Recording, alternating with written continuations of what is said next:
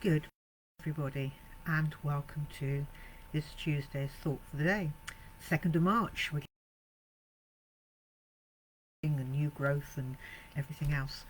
And there goes that horrible screen again. They do it every time. And window, it's going to be a nice day again. The news gradually being burnt. So we've got a lot about what to say this morning, and that I was reminded when I've got the grandchildren here doing the homeschooling of children's questions, and I can remember with my granddaughter when I was walking, she kept coming up with the question, "But why, Nanny? But why?" And men were digging a hole in the pavement, and they had barriers round it, and she kept saying, "But why are they doing that?" So I tried to explain to her, and whatever I said to her, that came back as a why. So I had to gradually change the subject. Now with the twins, one in particular, can't do it, Nanny, can't, or I don't know. And I get older, and I've got the lovely time of teenage years to come yet. Our questioning gradually changes, and we think that by the time we become an adult, hopefully, we've got most of the answers. Not all of the answers, but most of them. But something I have noticed over the last few years is that the question of how, it was very much part of when I was, my first years of ministry. I was in a full-time secular job as well, and we were building an export department. I was the export manager, working a lot with the warehouse and all the guys over there. I mean, lovely group of blokes, but wind-up merchants. And they were always saying to me, "But how do you know? But how is this? And how is that?" In a sense, I think they were trying to be jokey and trip me up. But on a strange sense, it gave me a training almost to think and listen about this. Because as I came into ministry after I retired from my job, so I was within the community much more, back within the church much more. Of course, these questions came up. How do I know it's God? How do I know I've received the Holy Spirit? How do I communicate with Jesus? How do I find Jesus? And it's quite a hard question to answer, because each one of us who has an individual relationship with God we will each have a point that's very different from somebody else. Somebody else with bang or fireworks experience, well, somebody else will feel nothing.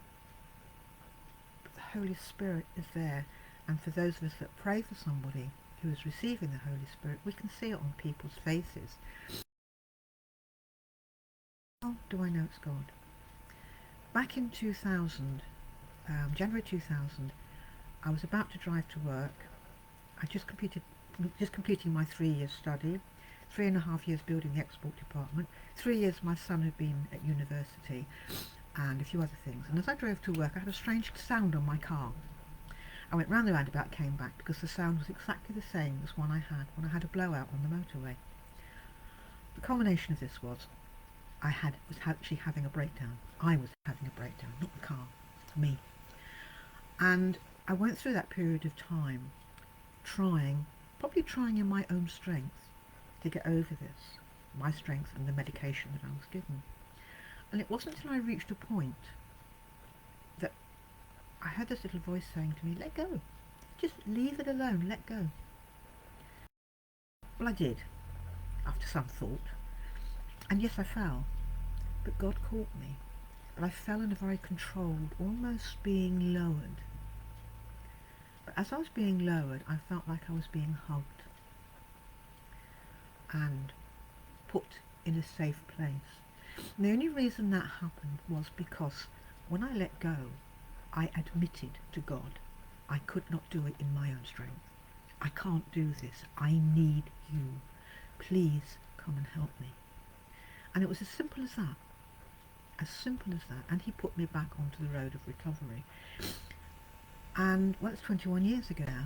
And while yeah, I get twitches now and then because it's something that's there, but I know I can turn to him. And the passages in John, there's two that I've picked out, sort of reminded me of that, and both in John 15. You did not choose me, I chose you, and I appointed you to go and bear fruit, fruit that will last, so that the Father will give you whatever you ask in my name. And that very much says to me, God's not going to let go of any of us. He wants us. He wants us to go forth and bear fruit. He wants us to, and I'm going to do, yeah, I'm willing, I'm waiting. That's how I can do that. And in John 16, until now you have not asked for anything in my name. Ask and you will receive, so that your joy may be complete. Now I wish I'd known or had that passage in my mind earlier, in those early days, because I would have found it so much easier.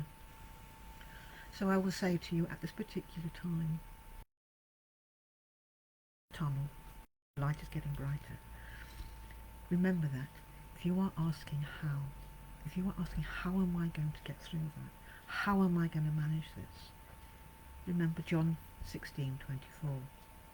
Until now you have not asked for anything in my name. Ask and you will receive. Plead. So please be safe. We're nearly there. Just keep following those rules.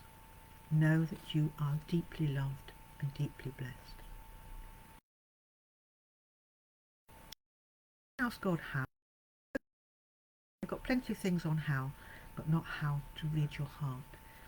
Forget the cerebral bit up here and read your heart, because God resides in each one of our hearts. Be blessed, be safe, and I do hope. See you next week.